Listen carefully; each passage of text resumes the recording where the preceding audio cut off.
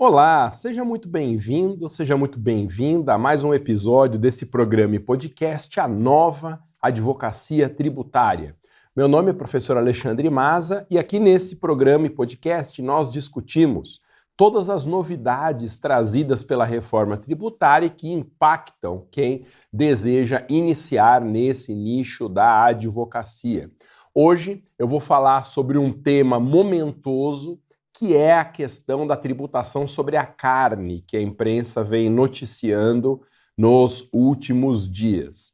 Antes disso, de eu fazer esse bate-papo com você sobre a tributação da carne na reforma tributária, gostaria de lembrar que estão abertas as matrículas de todos os cursos de advocacia da minha escola, com destaque para a advocacia tributária, o advogue para servidores e o advogando em licitações. Para saber mais, entre no link que está na descrição desse vídeo ou direto na home do meu site escoladomasa.com.br. Outra coisa importante, o objetivo desses programas e podcasts é eu e você advogarmos juntos. Então, aparecendo algum caso no seu escritório em que você sinta a necessidade de ajuda em qualquer nicho, entre em contato comigo, manda uma mensagem direta pelo Instagram e a gente discute os termos de uma parceria. Vamos ganhar dinheiro juntos na advocacia, advogando eu e você nas causas que aparecerem aí no seu escritório em qualquer nicho.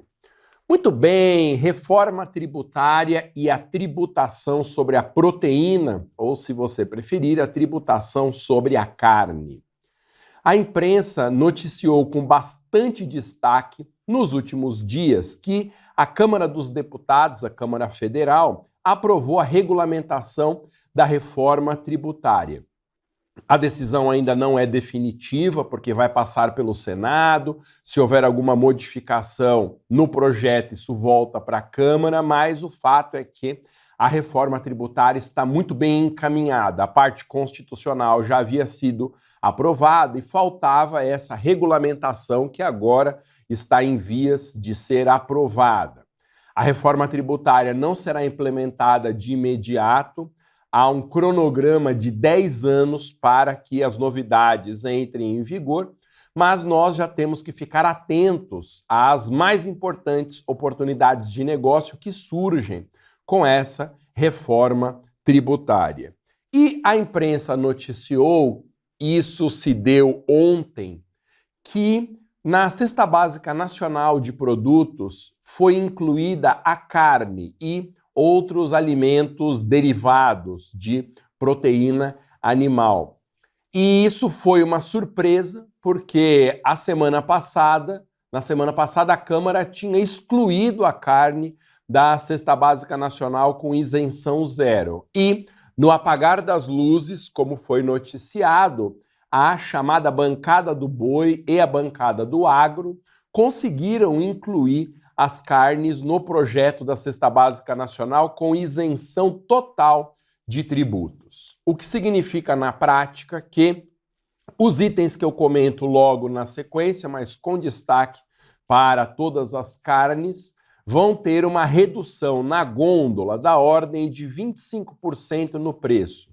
Isso varia de um estado para outro, mas a alíquota do ICMS sobre a carne pode ser de 17% a 26,5%, dependendo de qual é o estado. E se vai ser dada uma isenção total, isso significa que mais ou menos aí 25% do valor atual das carnes na gôndola do supermercado serão representativos de um desconto, o que é ótimo para o consumidor final e, claro, quando você tem um produto mais barato, esse produto mais barato tende a vender mais e aumentar o lucro das empresas. Por isso que há por trás da reforma tributária uma guerra de setores da economia.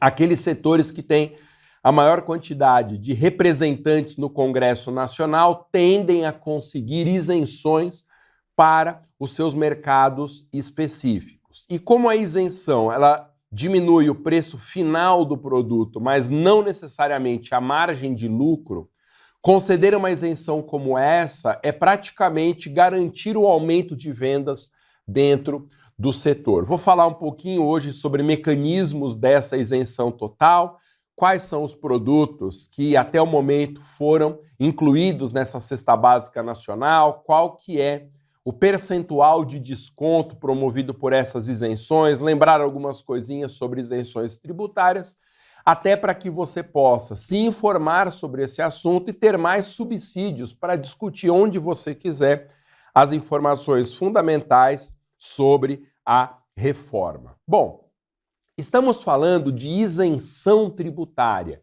a isenção total do IVA dual, que é a somatória de dois impostos que a reforma tributária está criando, a isenção total desse IVA dual. O que é uma isenção? A isenção é uma previsão legislativa do afastamento da incidência de um tributo. Então, existem isenções que são totais, quando o tributo não incide, e existem isenções que são parciais, quando há uma redução da incidência do tributo, mas a manutenção de pelo menos uma parte dessa tributação. A isenção é um benefício que não tem previsão constitucional. Necessariamente, a isenção tem que ser concedida por lei da entidade tributante.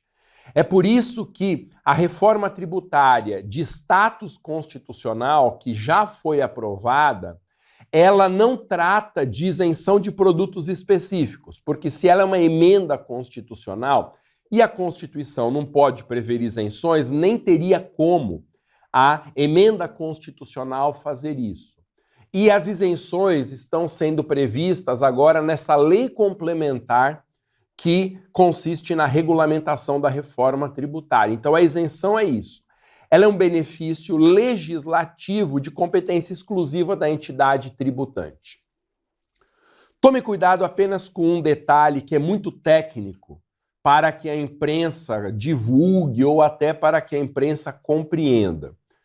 Quando sobrevier a aprovação dessa lei complementar de regulamentação da reforma tributária, essa é uma lei complementar federal.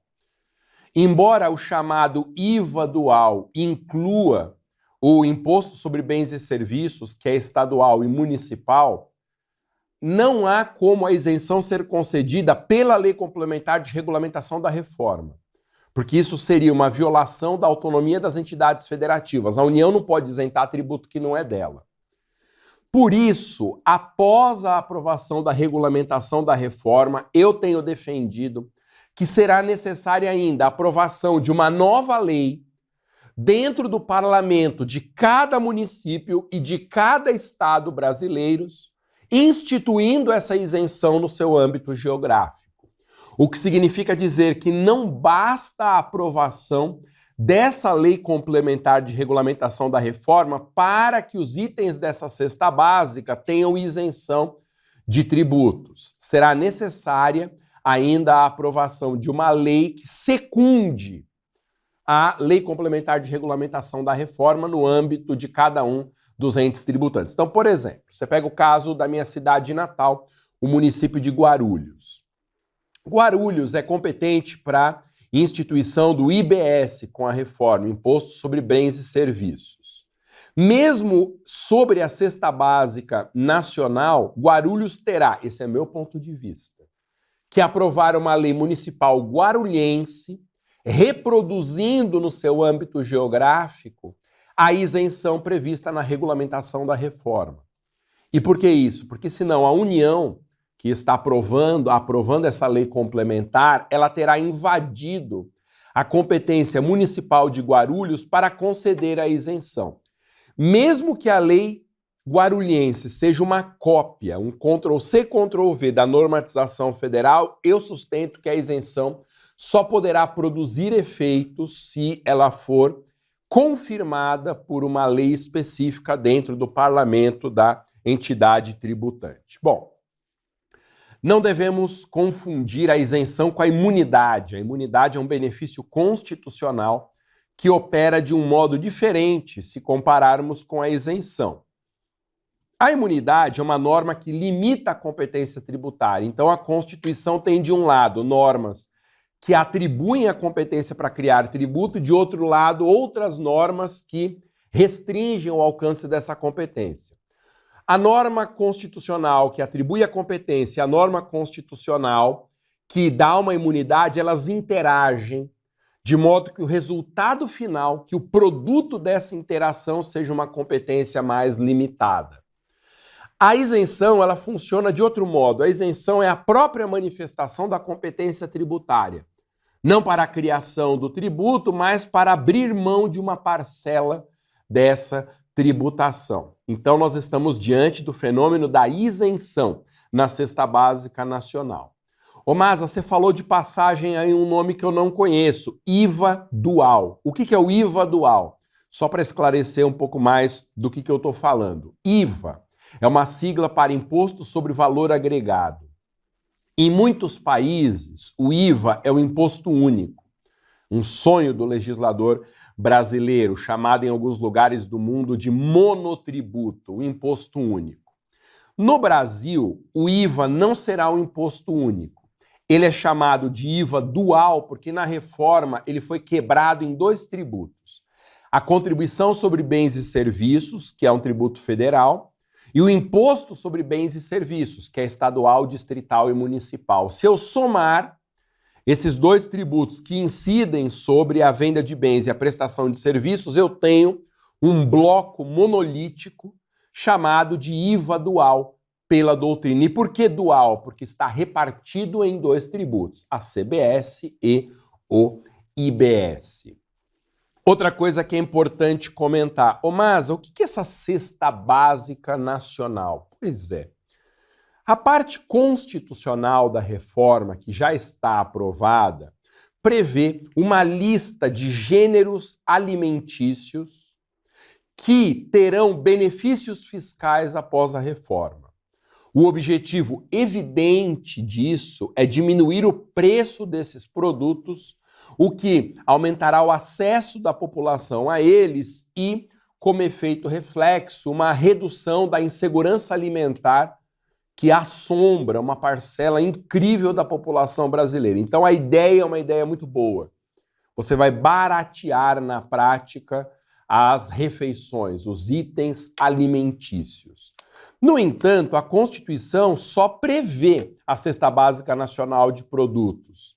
Haverá a necessidade de uma regulamentação para dizer quais produtos estão incluídos nessa cesta básica nacional e qual é o percentual de isenção, porque a Constituição permite que haja uma isenção parcial, sei lá, de 10%, 20%, sobre outros itens 60% e mais alguns itens ainda que terão isenção de 100% e não pagarão nenhum desses novos tributos. E aí começou uma guerra de bastidores nas comissões e nas votações da reforma tributária, porque todos os setores da economia, como eu comentei agora há pouco, querem que os seus respectivos produtos sejam incluídos nessa cesta básica nacional. Porque, como eu disse, isso vai aumentar o lucro das empresas do setor. Então, nos bastidores da reforma tributária, os nichos econômicos que demonstrarem maior força extrairão maiores benefícios na ampliação de seus lucros. Interessante, a imprensa veio divulgando as listas dos produtos que integram a cesta básica nacional. A reforma exigiu que essa cesta básica ela tenha variações regionais, porque os itens que integram a cesta básica no estado de São Paulo não são os mesmos que integram a cesta básica do estado do Pará, que tem uma gastronomia toda própria. Então a ideia é que, se não cada estado, pelo menos cada região significativa do nosso país tenha itens diferentes ou parcialmente diferentes na cesta básica em relação aos demais estados brasileiros. Mas, por enquanto, isso é só um projeto. O que a Câmara aprovou foi uma lista federal de itens que integrarão essa cesta básica. Quais são os produtos que integram a cesta básica nacional com isenção total? Eu tenho uma listinha aqui muito interessante porque é uma lista que revela quais são os setores da economia com mais força dentro do Congresso Nacional e uma lista com algumas incongruências, algumas inconsistências que, do meu ponto de vista, podem ser derrubadas judicialmente. Então, passarão a não recolher tributo nenhum. O arroz, o feijão e a farinha de mandioca, né, farinha de trigo, açúcar, macarrão, frutas, pão comum, queijos de todo tipo que você pode imaginar, raízes e tubérculos, batata doce, coco, café, óleo de soja, milho e de babaçu, farinha, grumos, que eu nem sei o que são, sêmolas, flocos de milho, manteiga e margarina, além do leite fluido, pasteurizado, industrializado ou ultrapasteurizado, leite em pó, integral, semidesnatado ou desnatado. Então esses não pagarão imposto nenhum. Além, é claro, das carnes. Carnes de qualquer origem, seja carne de boi, carne de frango, carne de ovelha, qualquer tipo de carne terá isenção total. O que me preocupa nessas listas? Daqui a pouco eu leio para você os produtos que terão isenção parcial do IVA dual. Há alguns casos que me parecem violadores do princípio da razoabilidade. Você incluir certos itens numa cesta básica que são de consumo muito reduzido no nosso país e excluir outros que são considerados itens de luxo. Só para que você tenha uma ideia. A isenção parcial do IVA dual vai favorecer os seguintes produtos: crustáceos, exceto lagostas e lagostim. Então perceba, a lista vai incluindo alguns produtos, mas deixando de fora outros que são considerados pelo legislador itens de luxo.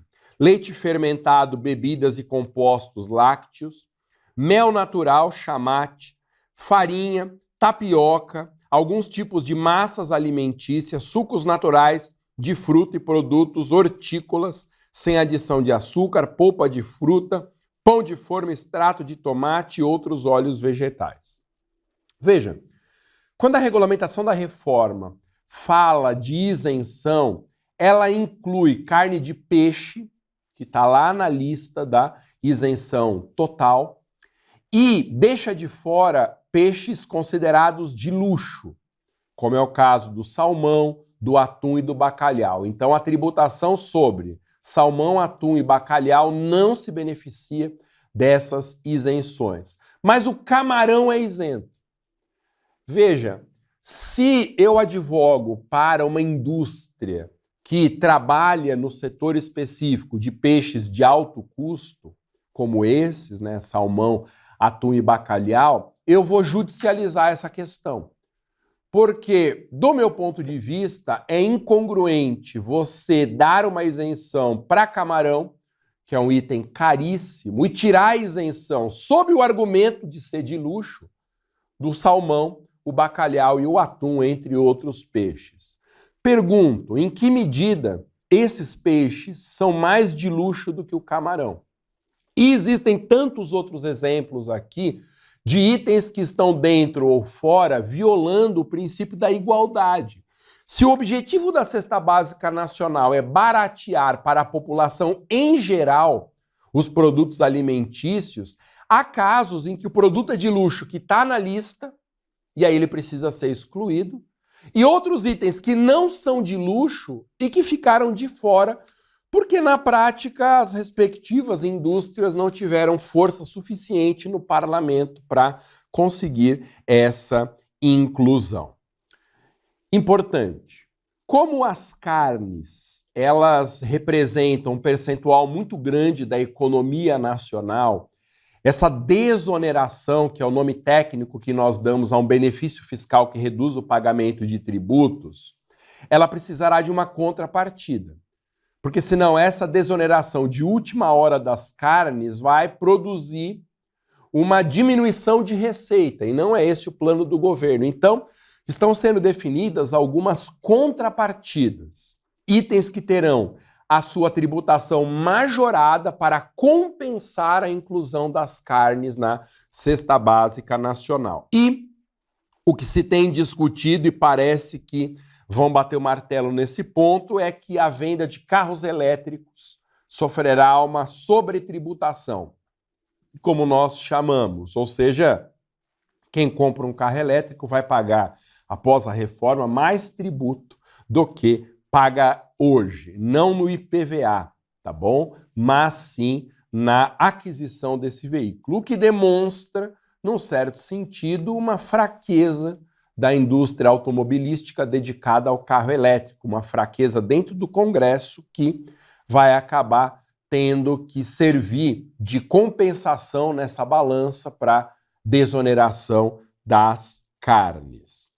Outra coisa que é interessante, essa desoneração das carnes mostra uma força muito grande, como eu disse, tanto da bancada da proteína, bancada do boi, como da chamada bancada Frente Parlamentar do Agronegócio. Isso demonstra que no melhor momento possível, que é no finalzinho ali da votação, essas indústrias mostraram a sua força. Interessante que nas votações dessa semana não foi só a bancada do boi que mostrou força. A bancada da bala também. Você sabe que há uma frente declarada no Congresso Nacional de parlamentares que defendem o interesse da indústria de armamentos e de pessoas que queiram comprar esse tipo de item e manter em casa esse tipo de item de segurança. Por quê?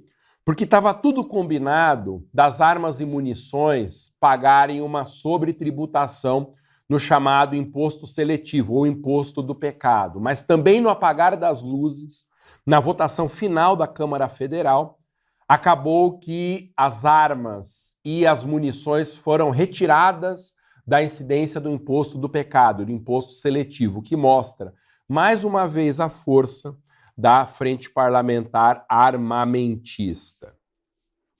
Outra coisa importante, eu tenho dado muita entrevista, tenho falado muito na imprensa sobre reforma tributária. E nessa questão das isenções, eu bato numa tecla que para mim é fundamental. A isenção em si não garante uma redução do preço do produto final na gôndola do supermercado. Por quê? Porque será necessário fiscalizar o repasse dessa desoneração para o consumidor final. Nada impede que, por exemplo, o camarão seja isento de tributos, passe a ser isento de tributos, mas o vendedor, em vez de repassar esse benefício para o consumidor final, ele absorve como lucro. Essa é uma prática desgraçadamente comum no nosso país e deriva um pouco da ganância de determinados mercados. Em vez de você repassar o benefício para o consumidor final, você absorve esse benefício mantendo o preço do produto e aumentando a margem de lucro. Há mecanismos no nosso direito econômico para inibir práticas como essa, mas são mecanismos complexos que dependem de denúncias ao Conselho Administrativo de Defesa Econômica, que é o CAD, para apuração de crimes contra a economia popular. Então, além da fiscalização ter que ser realizada pelo consumidor final, é preciso que órgãos públicos de controle fiquem atentos para coibir práticas de absorção de desoneração fiscal pelos industriais, pelos comerciantes, pelos prestadores de serviço, em vez de repassar ao consumidor final. Lembro, e sempre vou bater nessa tecla também, essas decisões tomadas pela Câmara no âmbito da reforma tributária não são ainda definitivas. É preciso que se finalizem as votações na Câmara e aí o pacote da regulamentação vai para o Senado Federal. O Senado precisa votar. Se ele aprovar integralmente o texto, está resolvido, e aí a gente depende das diferentes vacácios legis previstas na própria reforma. Mas se o Senado modificar algum conteúdo, que é muito possível que aconteça, esse conteúdo modificado volta para a Câmara para que a Câmara decida sobre a sua aprovação ou não. Então, são mudanças importantes, mas que ainda não são definitivas, não estão, como diz o outro, escritas na pedra. Outra novidade dessa semana aqui, e que eu já vinha alertando para ela, é que vai ser necessária a aprovação de um novo Código Tributário. Um novo CTN virá junto com a regulamentação da reforma, certeza absoluta. Porque As mudanças trazidas no nosso direito tributário pela reforma são tão profundas que é insustentável manter o atual Código Tributário, uma lei obsoleta, a Lei Ordinária 5.172 de 1966. Estamos falando aí de uma lei de 60 anos, uma lei que não tem condição de sobreviver à reforma tributária. Então, paralelamente, as mudanças constitucionais e a regulamentação dessas mudanças, ainda será necessária a aprovação de um novo Código Tributário Nacional para atualizar a nossa Lei Geral de Tributação em relação a todas essas mudanças trazidas pela reforma. E para você que me assiste, para você que me ouve, fica o alerta. Nós estamos diante de uma revolução no direito tributário e na advocacia tributária em especial. E essa revolução exige dos profissionais do direito, especialmente dos advogados, uma capacitação, uma atualização indispensáveis. A advocacia tributária vai recomeçar do zero. Daí a importância que eu dou a esse programa, Nova Advocacia Tributária, e a dica que eu sempre passo de você fazer o meu curso de advocacia tributária, que está atualizado com a reforma. Então, não perca essa oportunidade. Quem deixar de se atualizar vai ficar para trás no mercado, porque há uma nova advocacia tributária que deriva da reforma. Então, eu espero que esse nosso bate-papo rápido hoje tenha te ajudado a compreender um pouco melhor a questão da tributação da carne e quais são os bastidores da reforma tributária nessas desonerações. Lembrando que estão abertas as matrículas de todos os cursos de advocacia da minha escola, inclusive o Advocacia Tributária, o Advogue para Servidores e o Advogando em Licitações, que são os 3 carros-chefe dos cursos de advocacia que eu tenho lá na minha escola. Para saber mais, clique no link que está na descrição desse vídeo, ou então corra lá, digite no Google escoladomasa.com.br, você vai chegar na home da minha escola com todas as informações sobre meus cursos de advocacia. E reforço, o objetivo dessas nossas lives e podcasts é fazer parcerias na advocacia. Isso mesmo, eu quero advogar com você nas suas causas. Então, sempre que entrar uma causa no seu escritório ou que já estiver na sua carteira, e você sentir necessidade de ajuda, seja pela complexidade, porque é um nicho que você não atende, entre em contato comigo, mande uma mensagem direta pelo Instagram.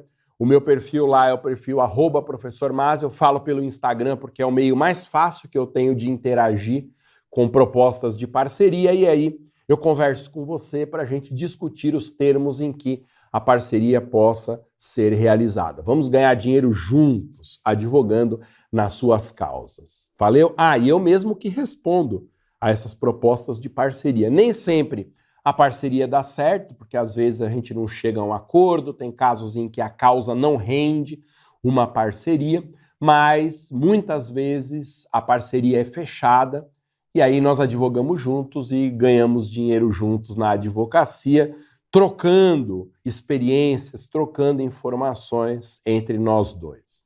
Valeu?